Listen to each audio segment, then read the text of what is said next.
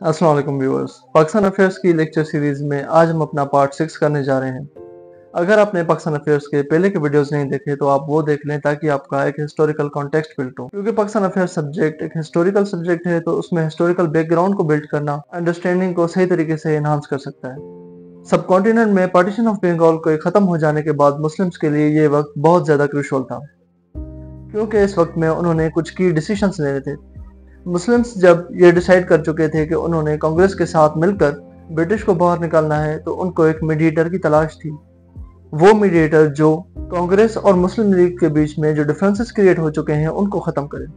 On the other hand 1909 से लेकर 1911 तक इंपीरियल लेजिस्लेटिव काउंसिल का एक मेंबर जो कांग्रेस की सीट से इलेक्ट होकर इंपीरियल लेजिस्लेटिव काउंसिल का मेंबर बना था, मोहम्मद अली जिन्ना, उस टाइम में बहुत ज़्यादा प्रोमिनेंट फिगर था। मोहम्मद अली जिन्ना इंपीरियल लेजिस्लेटिव काउंसिल के एक सिग्निफिकेंट मेंबर थे, जिन्होंने इंपीरियल लेजिस्लेटिव काउंसिल में 2 बार लॉर्ड मिंटो के साथ ऐसी डिस्कशंस की कि 2 दफा लॉर्ड मिंटो चलते हुए सेशंस को छोड़कर बाहर चले गए। 1913 में मोहम्मद अली जिन्ना ऑल इंडिया मुस्लिम लीग के मेंबर बनते हैं। 1906 से लेके 1920 तक वो कांग्रेस के मेंबर भी रहे हैं और जिस टाइम में उन्होंने मुस्लिम लीग ज्वाइन की वो उस टाइम में भी कांग्रेस के मेंबर थे। और मोहम्मद अली जिन्ना वो वाहिद कैंडिडेट थे जो मुस्लिम लीग के बीच में और कांग्रेस के बीच में डिफरेंसेस को सही तरीके से एड्रेस कर सकते थे। मोहम्मद अली जिन्ना ने ऑल इंडिया मुस्लिम लीग को कहा कि अगर वो कांग्रेस के साथ हाथ मिलाना चाहते हैं तो उनको सबसे पहले अपने कॉन्स्टिट्यूशन को चेंज करना होगा। पॉलिटिकल पार्टीज में कॉन्स्टिट्यूशन एक रिटन डॉक्यूमेंट होता है जो उनके पॉलिटिकल मैनिफेस्टोज को और फ्यूचर एस्पायरेशंस को जाहिर करता है। ऑल इंडिया मुस्लिम लीग के कॉन्स्टिट्यूशन में जो फर्स्ट पॉइंट था वो ये था कि loyalty towards British. Mohammad Ali Jinnah ने ऑल इंडिया मुस्लिम लीग को इस बात पर कन्विंस किया कि अगर वो ब्रिटिश की तरफ लॉयल रहेंगे तो वो कभी भी कांग्रेस के साथ दोस्ती नहीं कर सकते।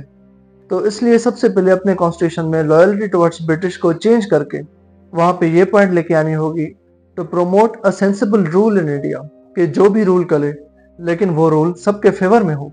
जब कांग्रेस और मुस्लिम लीग के बीच में ये पॉइंट्स डिस्कस हो रही थी उसी टाइम में 1914 में दुनिया में फर्स्ट वर्ल्ड वॉर लगी। फर्स्ट वर्ल्ड वॉर सब कॉन्टिनेंट की पॉलिटिक्स में एक अपॉर्चुनिटी इन डिस्गाइज है, क्योंकि दोनों वर्ल्ड वॉर में ब्रिटिश ने बुरी तरह से शिकस्त खाई, तो सब कॉन्टिनेंट के लोग पॉलिटिकली इस चीज का बेनिफिट लेते थे। सब कॉन्टिनेंट में इसी दौरान नेक्स्ट इलेक्शंस भी ड्यू थे। कांग्रेस और ऑल इंडिया मुस्लिम लीग के कलेक्टिव मेंबर्स जो मुस्लिम्स थे वो 27 थे और इन मुस्लिम्स में से 19 लोग इलेक्टेड मेंबर्स थे। ये 19 मेंबर्स आपस में मिलकर मेमोरेंडम ऑफ 19 साइन करते हैं जिसमें ये ब्रिटिश से कुछ रिफॉर्म्स की डिमांड प्रेजेंट करते हैं। 1915 में बम्बई में मुस्लिम लीग का सेशन होल्ड होता है और वहीं दूसरी तरफ कांग्रेस का भी सेशन होल्ड होता है। सब कॉन्टिनेंट में ये एक बहुत बड़ी डेवलपमेंट थी कि 2 एंटागोनिस्टिक पार्टीज एक ही सिटी में सेशन होल्ड कर रही हैं। ऑल इंडिया मुस्लिम लीग और कांग्रेस के सिवा इंडिया में और भी पार्टीज थी जैसे कि किसान party, justice party, Ahrar party, लेकिन जो मेजर पार्टीज थी वो AIML और कांग्रेस थी, जिनका इम्पैक्ट नेशनल लेवल पे भी और प्रोविंशियल लेवल पे भी था। मेमोरेंडम ऑफ 19 में ये डिसाइड किया गया कि हम कुछ रिफॉर्म्स की डिमांड करेंगे, तो उन्होंने ये डिसाइड किया कि लखनऊ में एक मीटिंग होल्ड हो और उस मीटिंग में रिफॉर्म्स की डिमांड पुट फॉरवर्ड की जाए। लखनऊ पैक्ट इन अ वे ब्रिटिश को एक प्रेशराइज करने के लिए टैक्टिक थी। ये सब कॉन्टिनेंट में हमने जो रिफॉर्म्स डिमांड की थी हमें उतनी रिफॉर्म्स नहीं मिली और सब कॉन्टिनेंट में वक्त हुआ चाहता है कि वहाँ पे डेवलपमेंट हो, तो इसलिए हम न्यू रिफॉर्म्स की डिमांड पुट फॉरवर्ड कर रहे हैं। लखनऊ पैक्ट एक क्लासिकल एग्जाम्पल है मुस्लिम पॉलिटिकल डेवलपमेंट का।